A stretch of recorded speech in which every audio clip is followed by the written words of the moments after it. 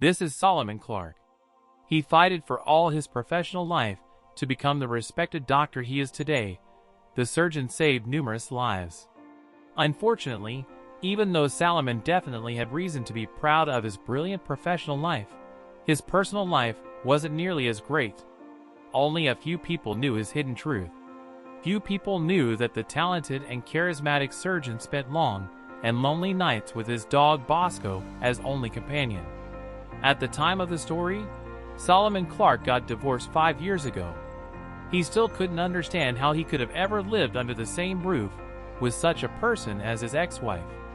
Monica was the kind of woman who only ever thought about herself and didn't care about what others thought or felt.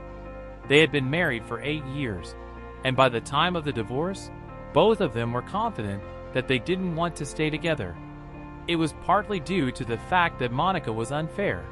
She got a rich lover and spent all of her free time with him. But it was also partly because during all those years, Solomon neglected his wife.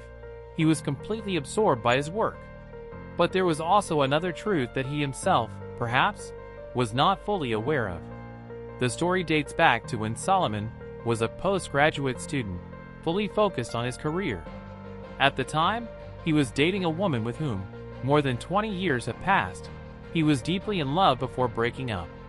The truth that gradually came to the consciousness of the surgeon was that his heart had room for that woman whom he had almost forgotten. He has been subconsciously in love with someone else but his wife for all those years.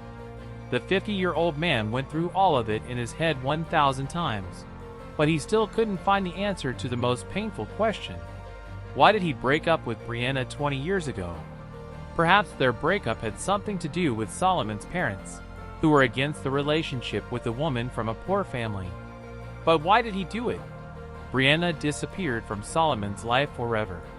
At the time, Solomon even thought that Brianna might have left the city and started a new life somewhere else, but the surgeon had no way of knowing if that was true.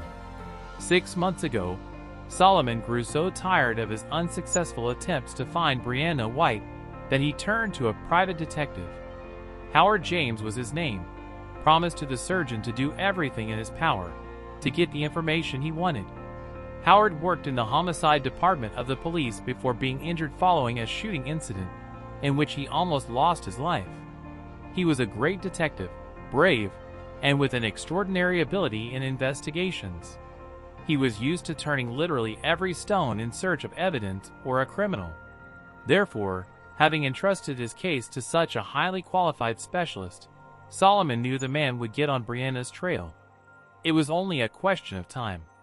Once in a while, Howard called Solomon on the phone to update him on the progress and discuss his next steps. Meanwhile, Solomon Clark wasn't skimping on this issue and always paid for the services of the former police officer very generously. And now the surgeon was waiting on a call from the detective because he said earlier that he had some important information. Since Solomon had a day off, he got a good night's sleep, after which he decided to go to the store to get dog food. Despite the fact that Bosco was a mutt, Solomon loved his pet with all of his heart. Solomon found him after the divorce. He was walking on his way home from work.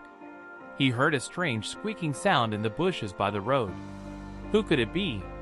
A kitten, or maybe a chick fell out of the nest. The wind was so strong it could have easily happened, the man thought to himself. But when Solomon parted the branches of the shrub that hadn't been cut for a long time, he saw a tiny puppy which curled up into a ball and was desperately trying to keep warm, hiding his muzzle between his paws. "Hey, little fellow, how did you get here and where's your mom?" the surgeon asked quietly. Having heard the man's voice, the puppy pricked up his ears and started barking loudly, looking at the man who disturbed his peace.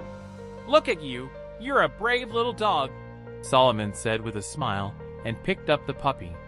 The man always loved animals, but his mother never allowed him to have a pet as a child, and his ex-wife, Monica, hated pets. Thus, Solomon was only able to get a pet at the age of 50. From the first days in the surgeon's home, Bosco showed himself to be a smart puppy who loved milk and dog biscuits. Bosco grew to be the size of an adult Labrador, although he wasn't one, of course. Solomon loved his pet very much and never spared money on his needs. Thus, when the man was leaving for the store, he asked Bosco a question that his pet already learned to understand. "Bosco, what would you like me to get you for dinner? Dog biscuits? More bone for the butcher's shop?" The dog looked at his owner and barked twice. That meant that today Bosco wanted to get a bone. Solomon smiled and patted his dog on the withers before going out into the street. The weather was good, which was why the surgeon's mood immediately improved. Solomon walked down the street, stopping from time to time to exchange a few words with former patients who always recognized their doctor, even from a distance. The man had about 100 yards to go when he saw a very strange scene play out right before his eyes. It happened in the parking lot near the shopping mall, where taxi drivers have been driving since forever. A poorly dressed young woman was talking to one of the drivers. She was already in tears, and desperately trying to prove her case. The situation was aggravated by the fact that the stranger was in the last stages of pregnancy, touching her round tummy from time to time, as if afraid to disturb the baby. Solomon immediately realized that the poor woman and the taxi driver couldn't agree on the price, and were thus having a very public argument. "No, don't even think about it. I won't take you anywhere for those lousy $5. At least 8 and no stops on the way. I have a lot of work," the taxi driver said, louder than he had to. "But sir, I only have $10, and I also need to stop by a pharmacy and a flower shop," the woman answered with a sob. She was dressed in old, rather shabby clothes. Solomon's heart couldn't stand seeing tears on her beautiful, slightly pale face. "Miss, is there anything I can do to help you?" The stranger came closer before asking. "Hey, old man, you should be on your way. Can't you see I'm talking to a customer here?" The taxi driver answered instead of the woman, but Solomon wasn't of the timid kind and wasn't going to give up so easily. The surgeon quickly put the arrogant driver in his place, having told him that he personally knew the director of the taxi service, who he was working for, and wouldn't hesitate to use his connections if needed. The driver immediately changed in the face, and quite unexpectedly changed his attitude. Meanwhile, Solomon took the young woman aside and offered her his help. "Sir, I'm so embarrassed, but I have a little financial problem. My fiance broke up with me as soon as he found out about the pregnancy. I grew up in an orphanage because I don't have any living relatives, but don't think anything bad of me. I never beg for money. I used to work as a waitress in a cafe, but it's become very difficult for me to serve customers, and the manager didn't like it. The problem is that this taxi driver is deliberately trying to overcharge me, but I don't have that kind of money," the stranger said, lowering her eyes in embarrassment. Solomon looked into the woman's face again and caught himself thinking that she looked familiar for some reason. "But she's so young and I remember all my patients very well," the doctor thought, doubting himself. Realizing that the woman needed help, Solomon reached into his pocket and pulled out everything that he had there without the slightest hesitation. There were about 3 brand new $100 bills. The man didn't doubt his instinct for a second and handed the money over to the young woman. "Here, take it, miss. There's enough to pay for the taxi and whatever else you need. Sure, it's not all that much, but it's still better than nothing," Solomon said, holding out the money. The woman's eyes immediately filled with tears. "Thank you, sir. I'm so grateful to you. Even my baby is grateful to you. But don't worry, I'll definitely pay you back. Don't worry about it, Mississippi. You don't need to pay me back. It's the least I can do for you. Take care of yourself and your child." Solomon touched her hand as he said goodbye. The woman watched the man leave and thanked God for sending him to help her.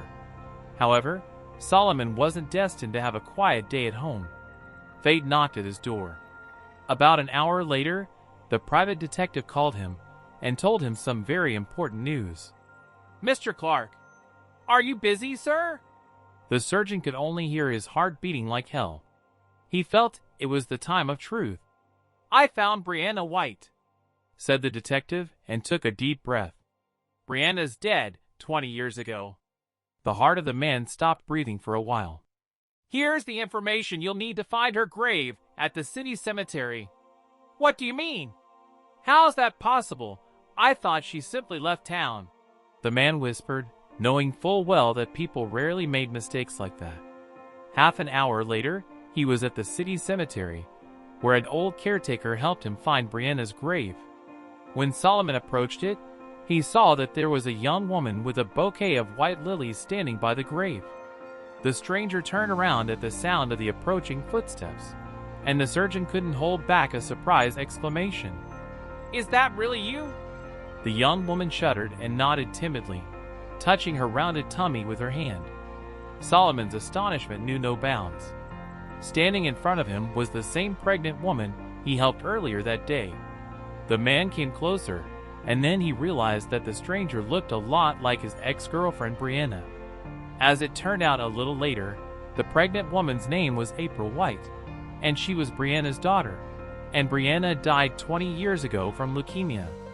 How could it have happened? Why didn't she tell me anything? Solomon whispered with tears in his eyes. But then, he looked at the grave of his beloved and realized that she simply didn't want to interfere with his medical practice and get in the way of his career. Brianna had always been modest, and her daughter inherited all the best traits of her late mother. By an evil twist of fate, April found herself repeating her mother's fate.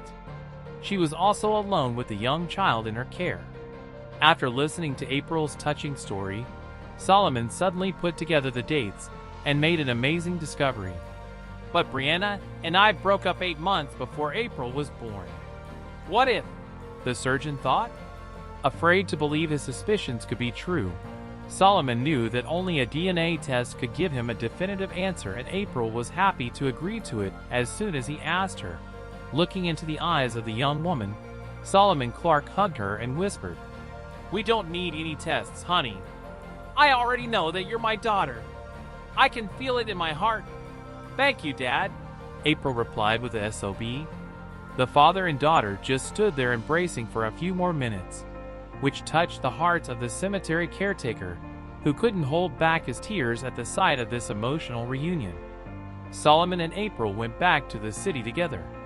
They talked about everything in the world on their way to the surgeon's house, and greatly enjoyed each other's company.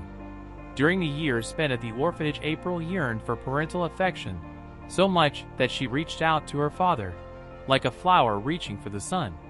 Meanwhile, Solomon was on cloud 9, having learned that he had a daughter, and would soon become a grandfather to a beautiful baby. The man couldn't be happier and more excited. Looking at this beautiful couple, passers-by couldn't help but smile and make way for them.